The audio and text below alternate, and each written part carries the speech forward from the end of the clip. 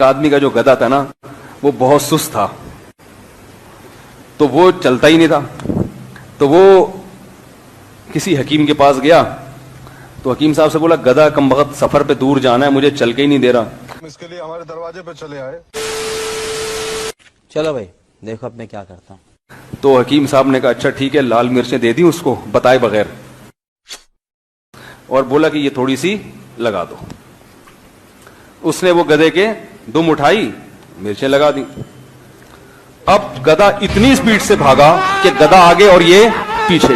अब ये गधे के पीछे पीछे भाग रहा है और गधा बहुत आगे निकल गया। अब ये परेशान कि यार ये तो मुझसे भी ज्यादा तेज स्पीड हो गई, पकड़ेगा कौन इसको। आगे गया, एक और हकीम साहब बैठे हुए थे, उनसे जाके कहने लगा कि हकीम साहब मैंने एक पिछले हकीम साहब से एक चूरन लिया था, उन्होंने लगाया, वो मुझसे भी आगे निकल गया, मैं क्या करूं। हकीम साहब ने कहा कि भाई थोड़े से अपना भी लगा लो।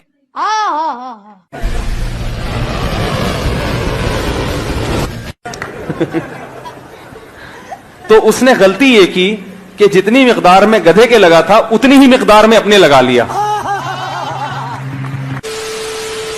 जब अपने लगाया है तो इनकी भी स्पीड बढ़ गई। अब गधे का तो आगे जाके खत्म हो गया ना, इनका भी बाकी था। तो ये भागता हुआ जा रहा है, लोगों से कह रहे हैं इसको पकड़ के रखो, मैं भी वापस आ रहा हूं।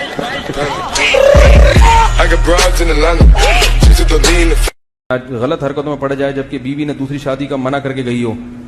बीवी जिंदगी में दूसरी शादी का नहीं मना कर सकती, तो मरने के बाद कहां से मना कर सकती है।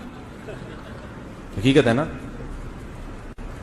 वो बाज औरतें अपने शौहर से एग्रीमेंट लेती हैं कि अगर मैं मर गई तो आप शादी करेंगे, तो आप उसको अभी ना बताएं कि करूंगा वरना मर जाएगी वो।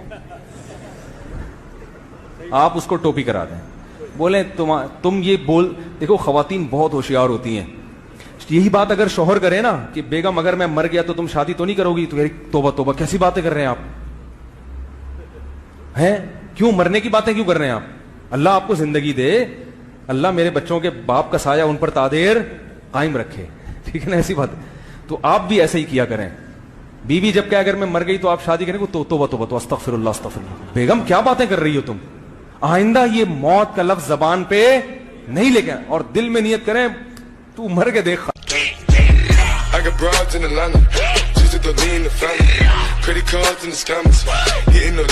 तो इसी तरह अभी चांद रात पे लड़के ब्यूटी पार्लर जाना शुरू हो गए हैं, बैठे हुए खवातीन की तरह लिपाई पुताई हो रही है। तो मुझे अच्छा नहीं लगता ये कहते हुए भाई नहीं जाया करो। तो ये तो लड़कियों के काम है, उन पे ठीक है वो जाए ब्यूटी पार्लर। मर्द के लिए ब्यूटी पार्लर, चाहे दूल्हा भी बनो ना, ब्यूटी पार्लर ना जाओ। मैं कितनी दफा अल्हम्दुलिल्लाह दूल्हा बन चुका हूं, एक दफा भी ब्यूटी पार्लर नहीं गया, एक दफा भी ब्यूटी पार्लर नहीं। मैं नहीं मानता। चांद रात पे नहा लो, बल्कि सुबह नहाओ।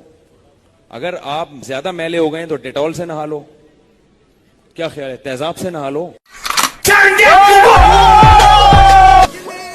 बिल्कुल नीट क्लीन हो जाओगे।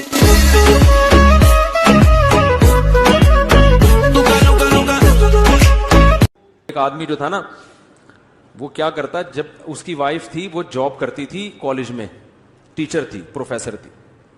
वो अपनी वाइफ को लेकर सुबह सुबह कॉलेज छोड़ने जाता, बाहर से आके दरवाजा खोलता अपनी गाड़ी का ना, और उसकी वाइफ उतरती जाती, तो सारी कॉलेज की औरतें और जो जितनी टीचर्स थी वो देखती कि यार इतना प्रोटोकॉल अपनी बीवी को दे रहा है कि उठ के आता है बाहर से ऐसे दरवाजा खोलता है, बेगम साहिबा उतरिए। बेगम साहिबा खुद दरवाजा भी नहीं खोलती। तो अब देखा बड़ा खानदानी आदमी है, तो उसके लिए रिश्ते आना कॉलेज से शुरू। नंबर मांग रही हैं खवातीन, जरा आप एक्चुअली आपसे एक बात करनी है, तो हमसे भी शादी कर लें आप।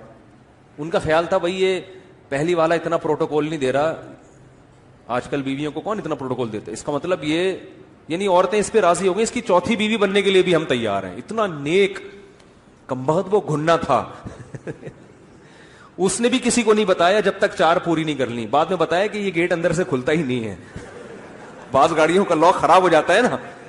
वो भी ऐसा घुन्ना, उसने ये राज उस वक्त फाश किया जब 4 पूरी हो गई। उसने बताया एक्चुअली मसला ये है कि ये गेट अंदर से क्या है, लॉक खराब है, बाहर से खोलना, अब मैं लॉक ठीक करवा लूंगा अब जिसने उतरना खुद उतरे। वो एक आदमी ने अपनी बीवी से कहा, वो उसको बीवी अच्छी नहीं लगती थी, तो एक दिन बीवी ने खूब मेकअप किया, बहुत डिस्टेम्पर के डब्बे खाली किए और बड़ी खूबसूरत साड़ी पहनी, बड़ी खूबसूरत चूड़ियां और बालियां और बहुत लशपश बन के आ गई। तो मियाँ ने कहा भाई क्या खूबसूरत चूड़ियां हैं भाई, वाह वाह वाह वाह। बीवी बड़ी खुश कि आज तो मियाँ को मैं क्या हो गई, पसंद आ गई। कह रहे वाह क्या खूबसूरत बुंदे हैं बेगम। वो कह रही जी बहुत शुक्रिया आपका, थैंक यू। कह रहे बेगम काजल भी बड़ा लशपश। कह रही जी बहुत शुक्रिया, थैंक यू जी। आज तो साड़ी भी बड़ी खूबसूरत है जी, थैंक यू जी। अच्छी फिर भी नहीं लग रही।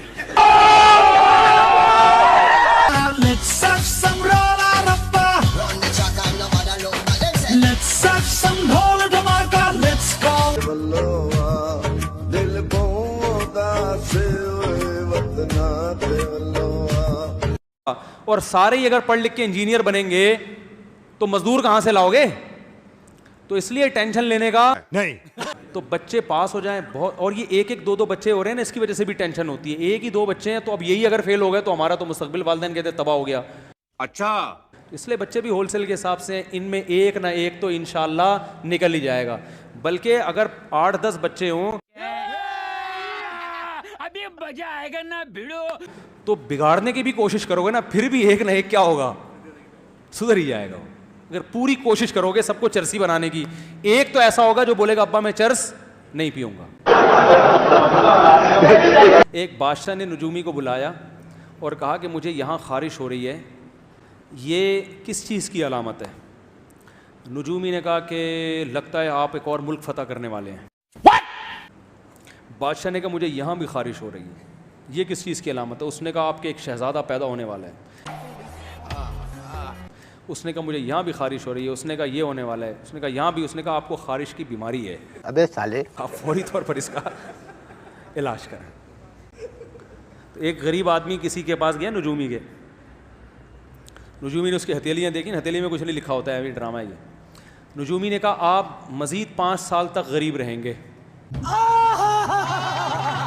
वो खुश हो गया। उसने कहा फिर क्या होगा? उसने कहा फिर आपको गुर्बत की आदत हो जाएगी। होमवर्क क्या मिलता था? टीचर ने कहा हुआ था केमिस्ट्री में ना, ये जितने फॉर्मूले लिखे हुए हैं ना कॉपी पे लिख के लाओ।